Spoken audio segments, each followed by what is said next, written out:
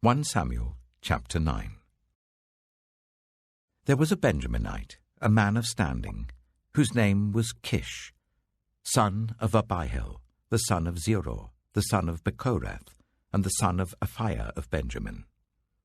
Kish had a son named Saul, as handsome a young man as could be found anywhere in Israel, and he was a head taller than anyone else.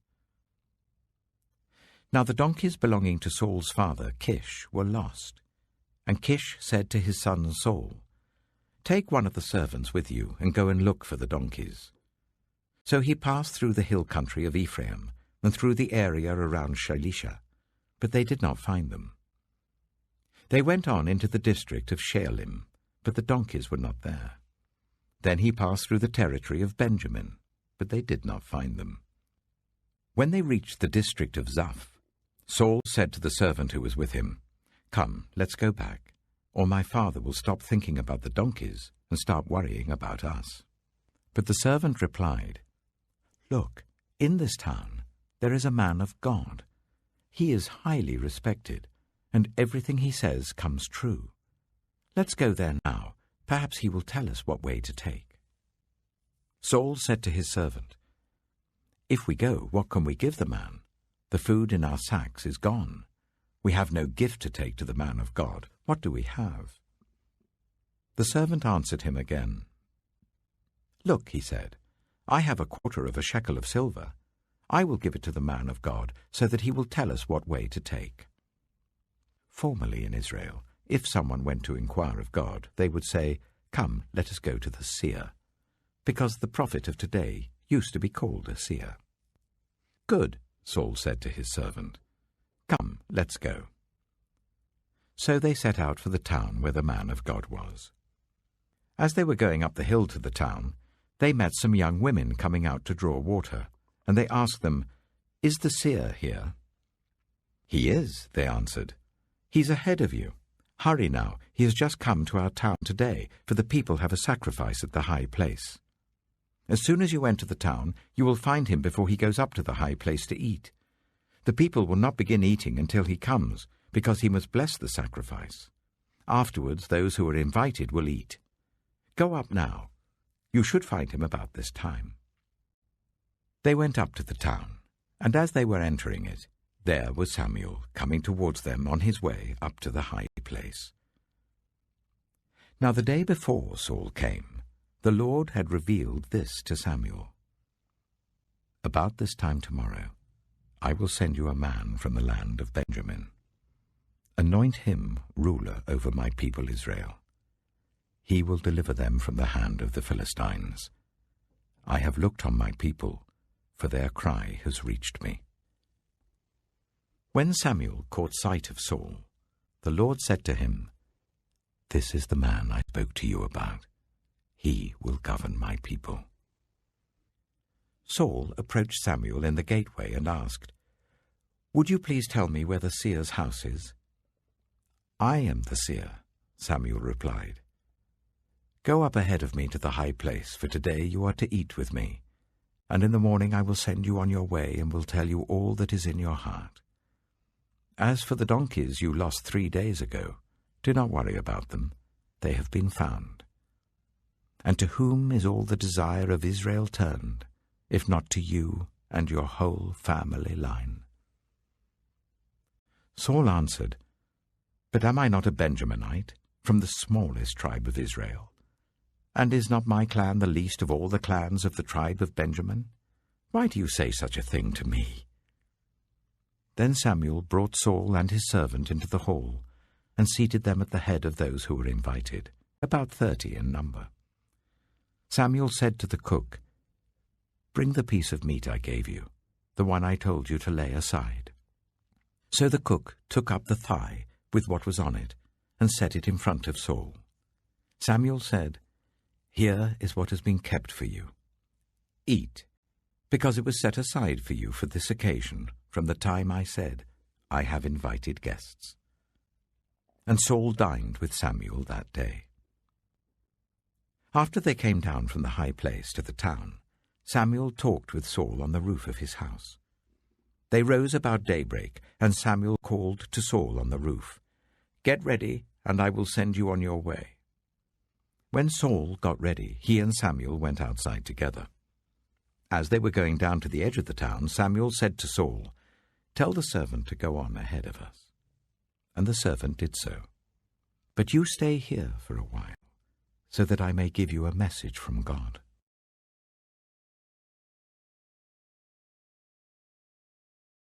Samuel chapter 10.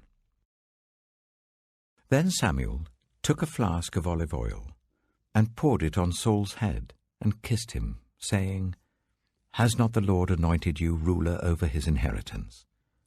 When you leave me today, you will meet 2 men near Rachel's tomb at Zelzah, on the border of Benjamin. They will say to you, 'The donkeys you set out to look for have been found, and now your father has stopped thinking about them and is worried about you. He is asking, "What shall I do about my son?" Then you will go on from there until you reach the great tree of Tabor. 3 men going up to worship God at Bethel will meet you there.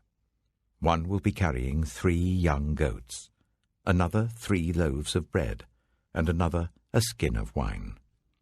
They will greet you and offer you 2 loaves of bread, which you will accept from them.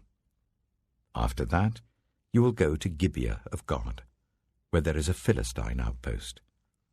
As you approach the town, you will meet a procession of prophets coming down from the high place, with lyres, tambourines, pipes, and harps being played before them, and they will be prophesying. The Spirit of the Lord will come powerfully upon you, and you will prophesy with them, and you will be changed into a different person.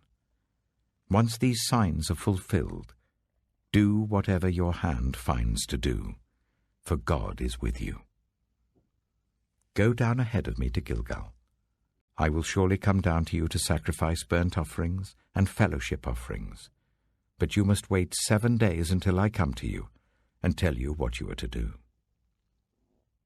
As Saul turned to leave Samuel, God changed Saul's heart, and all these signs were fulfilled that day. When he and his servant arrived at Gibeah, a procession of prophets met him. The Spirit of God came powerfully upon him, and he joined in their prophesying. When all those who had formerly known him saw him prophesying with the prophets, they asked each other, "What is this that has happened to the son of Kish? Is Saul also among the prophets?" A man who lived there answered, "And who is their father?" So it became a saying, "Is Saul also among the prophets?" After Saul stopped prophesying, he went to the high place. Now Saul's uncle asked him and his servant, "Where have you been?" "Looking for the donkeys," he said. "But when we saw they were not to be found, we went to Samuel." Saul's uncle said, "Tell me what Samuel said to you." Saul replied, "He assured us that the donkeys had been found." But he did not tell his uncle what Samuel had said about the kingship. Samuel summoned the people of Israel to the Lord at Mizpah, and said to them, "This is what the Lord, the God of Israel, says. I brought Israel up out of Egypt, and I delivered you from the power of Egypt and all the kingdoms that oppressed you. But you have now rejected your God, who saves you out of all your disasters and calamities. And you have said, 'No, appoint a king over us.' So now present yourselves before the Lord by your tribes and clans." When Samuel had made all Israel come forward by tribes, the tribe of Benjamin was taken by lot. Then he brought forward the tribe of Benjamin clan by clan, and Matri's clan was taken. Finally, Saul, son of Kish, was taken. But when they looked for him, he was not to be found. So they inquired further of the Lord, "Has the man come here yet?" And the Lord said, "Yes, he has hidden himself among the supplies." They ran and brought him out, and as he stood among the people, he was a head taller than any of the others. Samuel said to all the people, "Do you see the man the Lord has chosen? There is no one like him among all the people." Then the people shouted, "Long live the king!" Samuel explained to the people the rights and duties of kingship. He wrote them down on a scroll and deposited it before the Lord. Then Samuel dismissed the people to go to their own homes. Saul also went to his home in Gibeah, accompanied by valiant men whose hearts God had touched. But some scoundrels said, "How can this fellow save us?" They despised him and brought him no gifts, but Saul kept silent.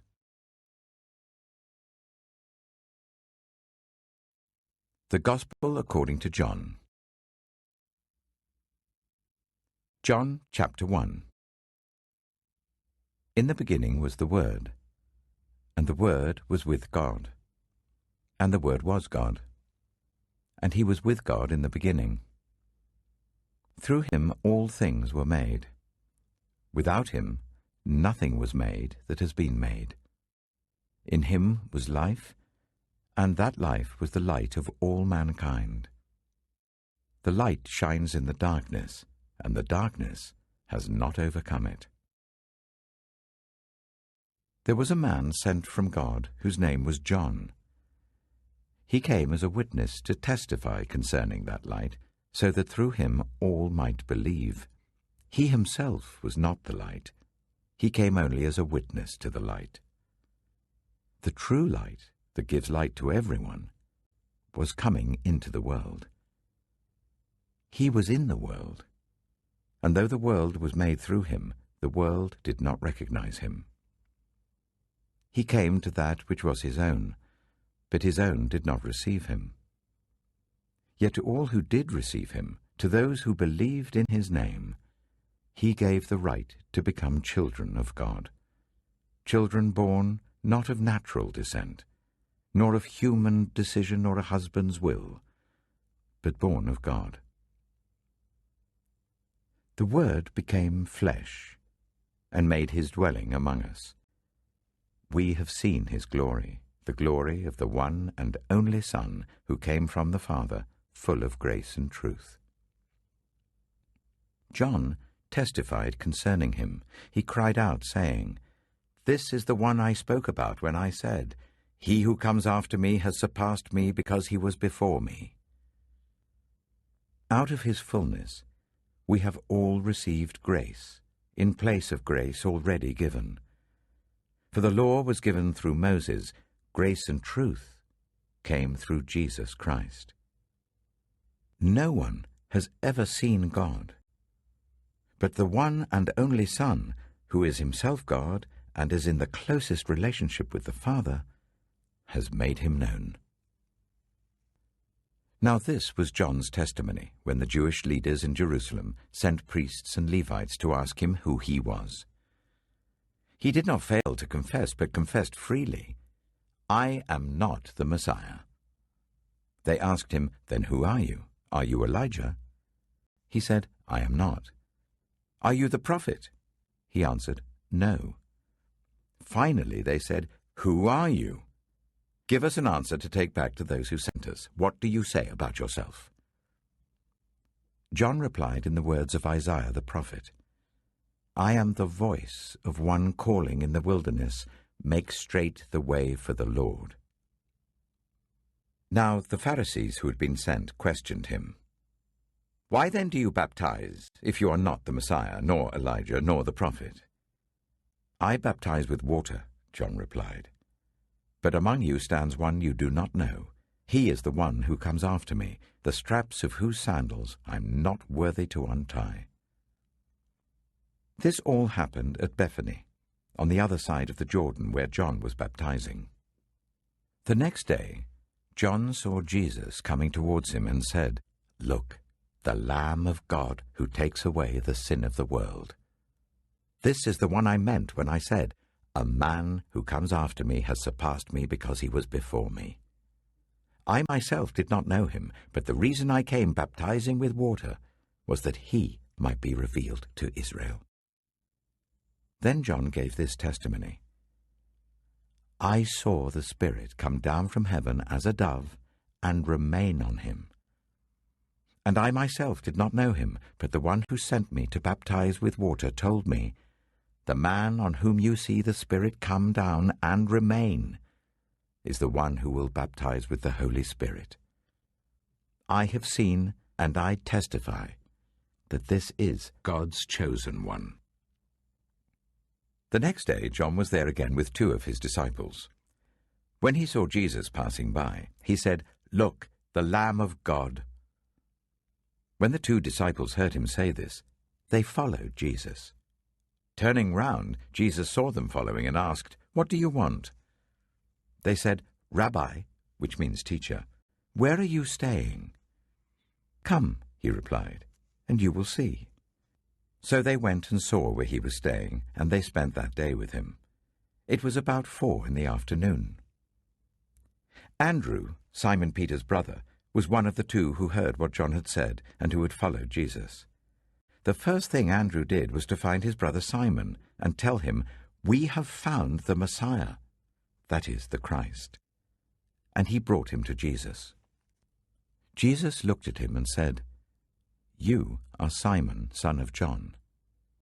You will be called Cephas," which when translated is Peter. The next day Jesus decided to leave for Galilee. Finding Philip, he said to him, "Follow me." Philip, like Andrew and Peter, was from the town of Bethsaida. Philip found Nathanael and told him, "We have found the one Moses wrote about in the law, and about whom the prophets also wrote, Jesus of Nazareth, the son of Joseph." "Nazareth? Can anything good come from there?" Nathanael asked. "Come and see," said Philip. When Jesus saw Nathanael approaching, he said of him, "Here truly is an Israelite in whom there is no deceit."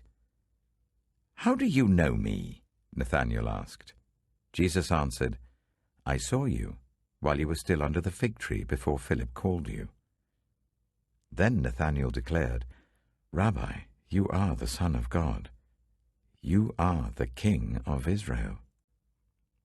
Jesus said, "You believe because I told you I saw you under the fig tree.